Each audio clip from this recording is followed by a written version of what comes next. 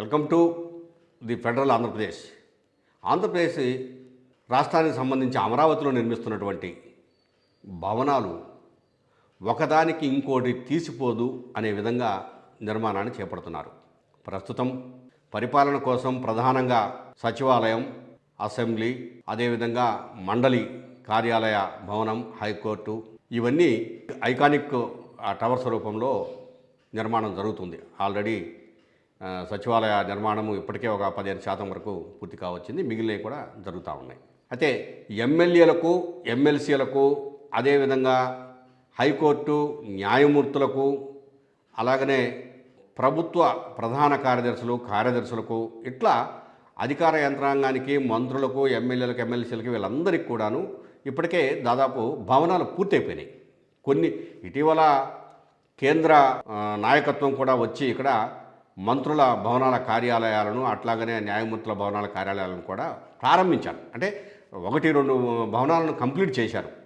మిగిలినవి కంప్లీట్ అవుతున్నాయి కొద్దిగా త్వరలోనే. అది కూడా అంటే ఒక 2-3 నెలల్లో కంప్లీట్ అయిపోతాయని చెప్పేసి ప్రభుత్వం చెప్తోంది.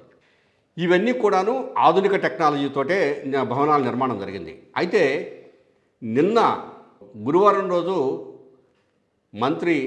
మున్సిపల్ మంత్రి నారాయణ గారు అమరావతిలో ఒక కొత్త టెక్నాలజీతో నిర్మించే ఐకానిక్ 5 టవర్ల నిర్మాణం కోసం శంకుస్థాపన చేశారు. ఆ 5 టవర్లు ఏంటంటే, ఒకటేమో సెక్రటేరియట్లోని జనరల్ అడ్మినిస్ట్రేషన్కు సంబంధించినటువంటి ఒక టవరు. మిగిలిన 4 టవర్స్ ఏంటంటే హెచ్ఓడిస్, రాష్ట్ర ప్రభుత్వ రాష్ట్ర కార్యాలయాల అధికారులు, అంటే ఐఏఎస్లు, ఐపీఎస్లు, ఐఎఫ్ఎస్లు ఇట్లా వీళ్ళందరికీ సంబంధించి మిగిలిన 4 టవర్స్ ఏర్పాటు చేస్తున్నారు. ఫస్ట్ టవర్ను 47 అంతస్తులతో నిర్మిస్తున్నారు. తర్వాత మిగిలిన 4 టవర్స్ను 40 అంతస్తులతో భవనాలు నిర్మిస్తున్నారు. అంటే భారీ స్థాయి ఎత్తులో ఈ భవనాలు ఉంటున్నాయి. ఇప్పటి వరకు ఆంధ్రప్రదేశ్లో 47 అంతస్తుల ఎత్తులో భవనాలు ఎక్కడా లేవు. ఒక అమరావతిలో మాత్రం, అది కూడా జిఏడికి సంబంధించినటువంటి భవనము అంత ఎత్తులో నిర్మించబోతున్నారు. ఒక పెద్ద గొప్ప భవనంగా ఉండబోతుంది, జనరల్ అడ్మినిస్ట్రేషన్ భవనం. దీనికి ఇప్పుడు ఉపయోగించే టెక్నాలజీ ఏంటంటే డయాగ్రిడ్ టెక్నాలజీ. ఈ డయాగ్రిడ్ టెక్నాలజీ ఏంటంటే వరదలకు, ప్రకృతి విపత్తులకు, లేకపోతే ఈ మధ్యలో ఏ పెద్ద గాలులకు, లేకపోతే భూకంపాలు రావడము, ఎన్ని ప్రకృతి విపత్తులు సంభవించినా అన్నింటినీ తట్టుకొని నిలబడటానికి ఇది ఉపయోగపడుతుంది. పైగా పూర్తిగా ఎక్కువగా భూమిలో నుంచి ఫౌండేషన్ వేసి నిర్మిస్తారు కాబట్టి చాలా గొప్పగా ఉంటుంది నిర్మాణం అని చెప్పేసి నారాయణ గారు చెప్తున్నారు. ఈ డయాగ్రిడ్ టెక్నాలజీ ద్వారా ఏంటంటే సిమెంటు, ఇసుకను పెద్దగా ఉపయోగించకుండా కేవలము స్టీల్ తోటే నిర్మాణము జరిగిపోతుంది. అంత ఎక్కువ వెయిట్ ఉండదు. అలాగని గాలి ఇట్లాంటి వాటికి కూడా మళ్ళీ కొట్టుకుపోయిద్దేమని భయపడాల్సిన అవసరం లేదు. అంత స్ట్రాంగ్గా కూడా ఉంటుంది. ఆధునిక స్టీల్ ఈ ప్రొడక్షన్ తోటి తయారవుతుంది ఇది గ్రిడ్. ఈ స్ట్రక్చర్ అంతా కూడాను మంచి స్టీల్ తోటి తయారు చేస్తున్నారు. పార్టులుగా వీటిని అమరుస్తారు.